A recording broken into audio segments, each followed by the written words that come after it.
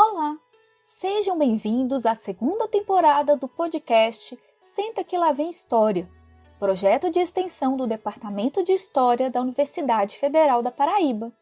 Sou Priscila Gontijo Leite, professora de História Antiga da UFPB, e em conjunto com os discentes Ana Carolina Simões e Silva, José Miguel Ferrari e Lívia Maria Meirelles de Oliveira, contaremos a história de Mènecles, um homem comum que viveu na Grécia do século IV a.C. Para contar a sua história, utilizaremos como fonte principal o discurso do orador Iseu, denominado Sobre os Bens de Mènecles. Contaremos sua vida no formato de storytelling, que nada mais é do que contar uma boa história. Através de Mènecles, vamos conhecer um pouco do cotidiano de Atenas, da prática jurídica da cidade, da retórica ática e das relações familiares na Grécia Antiga. Aproveitem essa viagem pelo fascinante mundo antigo no episódio de hoje de Senta que lá vem História.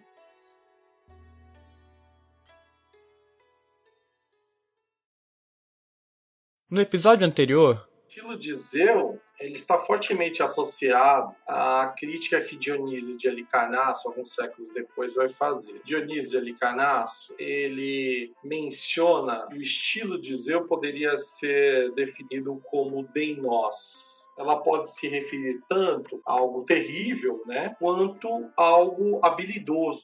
nós conhecemos um pouco sobre a vida do logógrafo Iseu, que foi contratado pelo filho adotivo de Mènecles para defender a legitimidade de seu direito de sucedê-lo.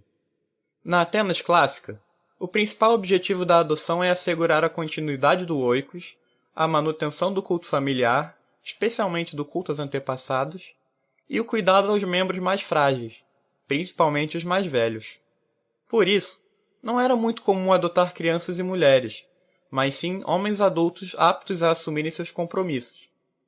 Antes de continuarmos falando sobre as leis de adoção, temos que definir o que é o oikos.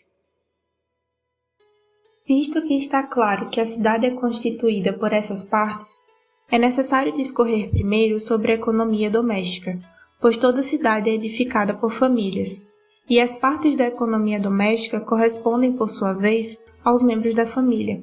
E uma família perfeita é composta de escravos e de homens livres, uma vez que cada um deve procurar primeiro, entre as menores partes, as primeiras e as menores, senhor e escravo, marido e mulher, pais e filhos.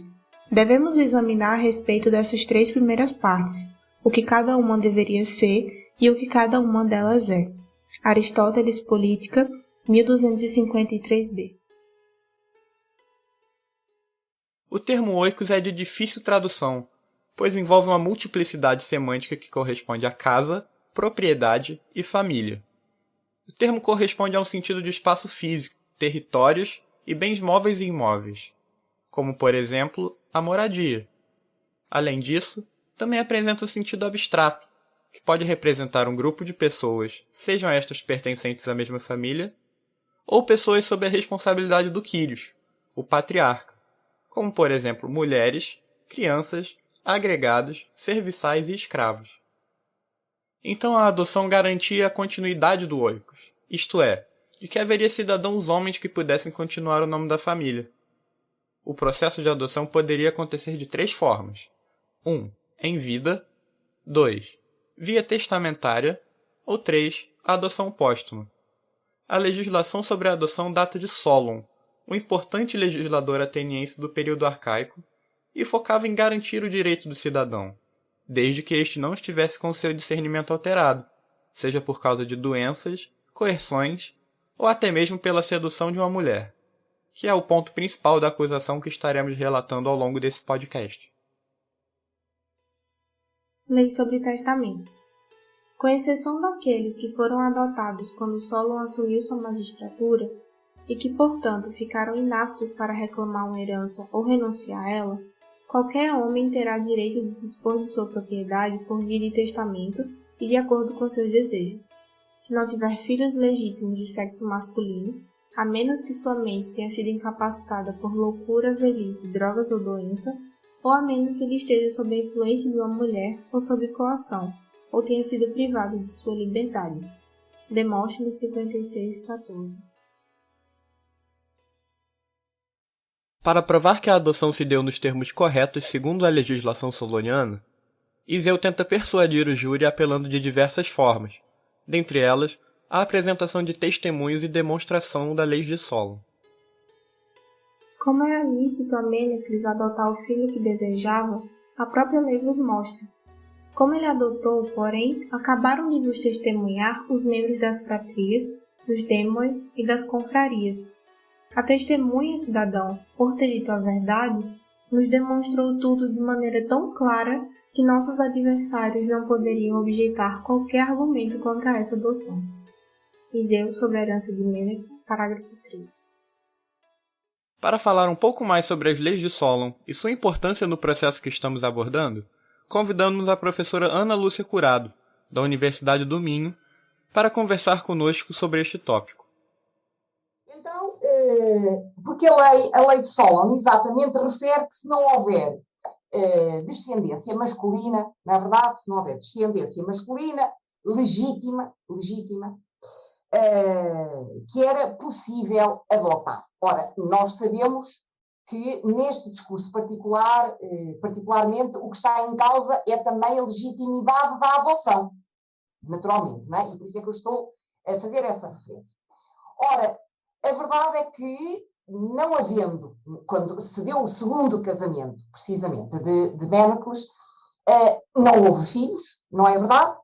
E, portanto, nós com isto estamos a verificar que havia ali um problema de falta de descendência para Mênecles. Uma prova disso é que depois a irmã foi dada no novo casamento e desse novo casamento resultaram 2 filhos. Ok?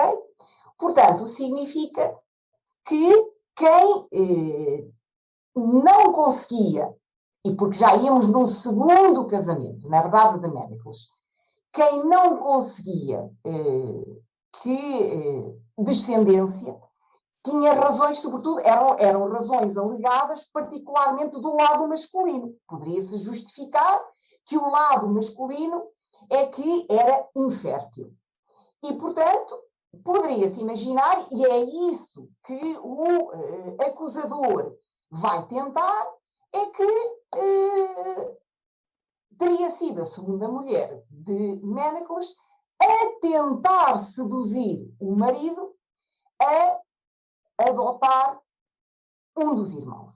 Bom, ora, o que nos vem ajudar a perceber o espírito da lei, reparem bem o que eu estou a dizer, o espírito da lei, é que os legisladores, e nomeadamente aqueles que fazem uso da lei, ou seja, os oradores, os advogados da antiguidade, os logógrafos, vão utilizar aquilo que era prática e o que a lei permitia.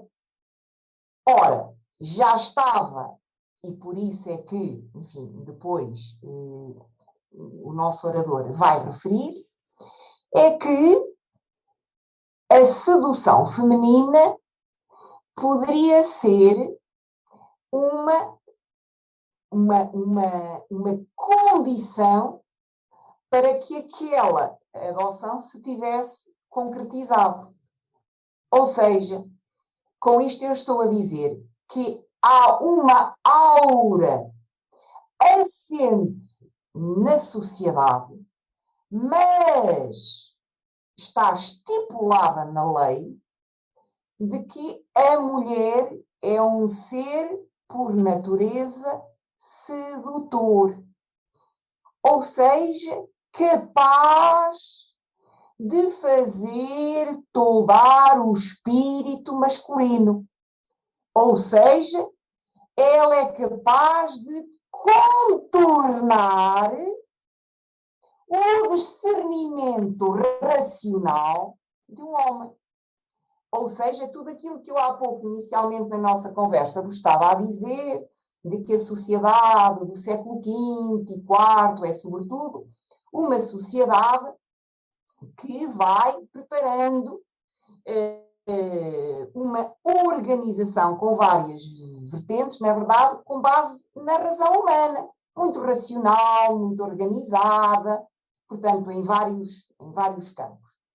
Ora, o que a lei nos vai aqui informar é que o homem, que é um ser por excelência racional, há determinados momentos de fraqueza, é completamente dominado pela mulher. E eu estou com isto a dizer-vos que esta é a prova maior de que o poder feminino está lá, está na lei. Ou seja, a mulher consegue tudo do seu marido. Tudo. Só que o papel deste orador é tentar exatamente dizer que não é nada disso, não é nada disso. A minha irmã não fez nada disso, ela era incapaz de fazer isso. Tá bem? Isso está na lei, toda a gente sabe isso, tá bem? Mas a minha irmã era incapaz de fazer isso, tá bem? Ou seja, o que ele próprio depois cita a lei, exatamente, mas nós temos a sensação de que ele consegue dizer a minha irmã foi uma exceção. Ela não tinha qualquer interesse. Uma prova é que ela, e isso também depois nós deduzimos, ela aceitou o tal segundo casamento e foi iniciar uma nova família e teve descendência, naturalmente. Ok? Bom. Ou seja, tudo isso, a adoção, já só aconteceu depois da mulher ter saído da casa de Ménacles, ou seja, do Orcos de Ménacles. Portanto, longe da influência daquela jovem esposa. Portanto, significa que as leis de Solon servem não só para confirmar a regra, está bem? Mas também servem aos propósitos individuais de cada orador, de cada político, não é? Que é, naturalmente, defender ali o seu interesse particular.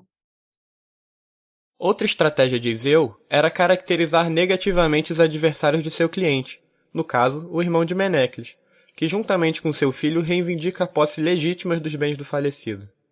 Ao longo do julgamento, estes são caracterizados como gananciosos, uma vez que exploraram os bens de Menecles quando ele estava vivo e, depois de morto, trabalharam para deixá-lo sem um herdeiro que honrasse sua memória. Esse tio aí, portanto, cidadãos, já era em ato herdeiro dos bens de Menecles, não em palavra como eu, possuindo muito mais do que eu, pois recebi 300 dracmas que sobraram do valor da terra e uma casinha que não vale 3 minas. Mas esse, tendo já uma terra que vale mais de 10 minas, ainda agora vem a casa de Menecles, rivalo da descendência. Iseu, sobre a herança de Menecles, parágrafo 35.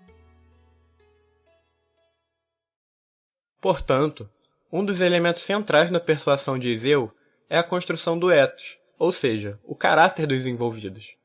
Em linhas gerais, seu cliente sempre estará no polo positivo, sendo um bom filho adotivo, mais preocupado com a preservação do oikos e com o cuidado dos cultos aos mortos do que propriamente com o dinheiro, ao contrário de seus adversários, que se mostram ávidos e desrespeitosos com as tradições da época. E sobre os métodos utilizados por Iseu para a caracterização dos envolvidos, é o que o professor Marco irá nos esclarecer. Bom, nota-se um período em Iseu que ele acaba sendo construído com orações que são... A gente poderia classificá-las como argumentos éticos, mas sintaticamente ele utiliza muitos paralelismos. Desses paralelismos, ele acaba comparando sempre o orador com o seu oponente. De uma forma ou outra, a oposição eu, ele ou nós, né, ou eles, é muito característica em Iseu. Então, parece que Iseu, nesse sentido, parece seguir um pouco dos preceitos aristotélicos de que não conviria, na construção do ethos, falar muito de si próprio, porque poderia gerar, inclusive, uma certa indisposição na audiência. Iseu faz isso de um modo habilidoso, né? Ele constrói o ethos do orador sempre numa comparação com o ethos do oponente, que é uma técnica chamada síncresis. A síncresis é a comparação entre um e outro.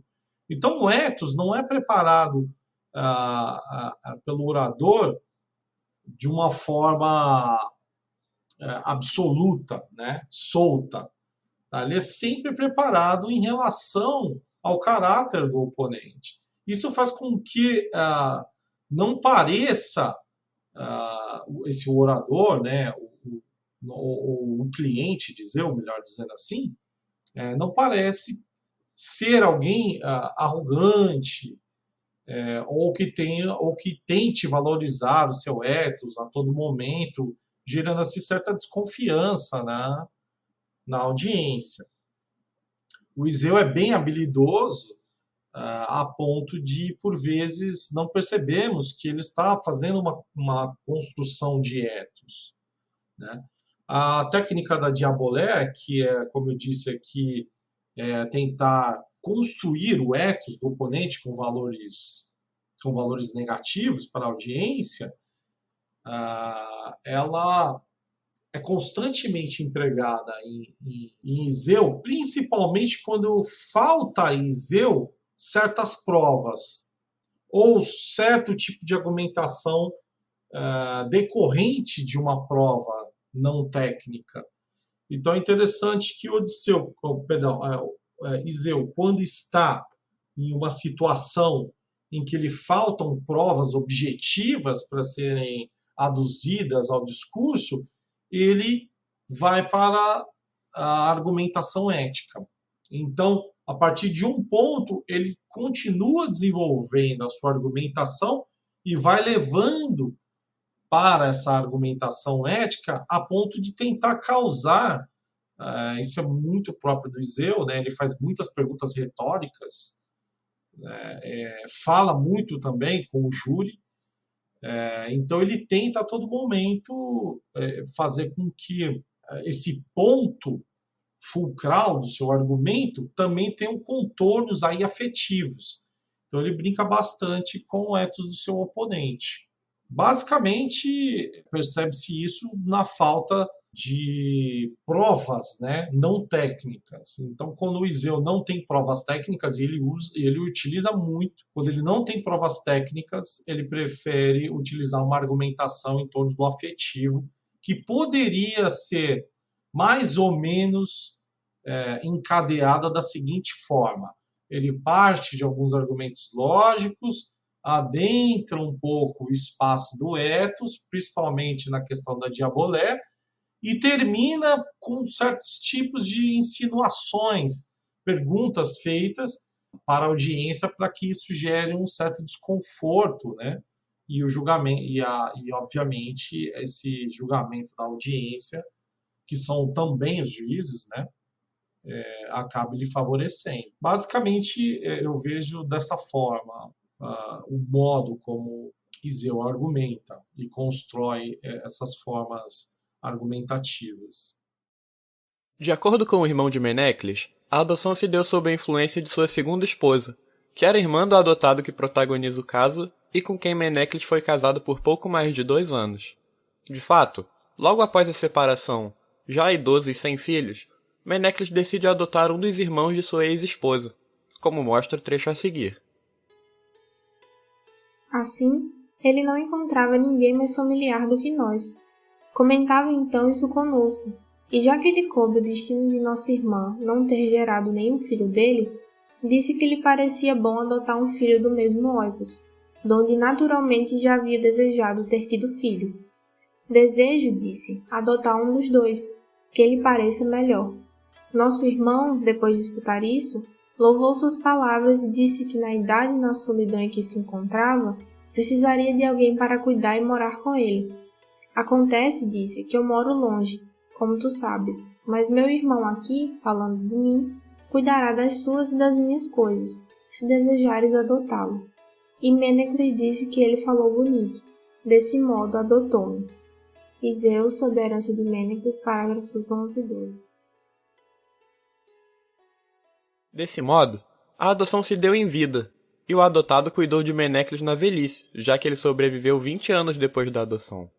Nesse período, Iseu dá a entender que a relação de Mênecles com seu irmão era conflituosa, o que acabou por gerar uma disputa no tribunal pelos bens de Mênecles depois de sua morte.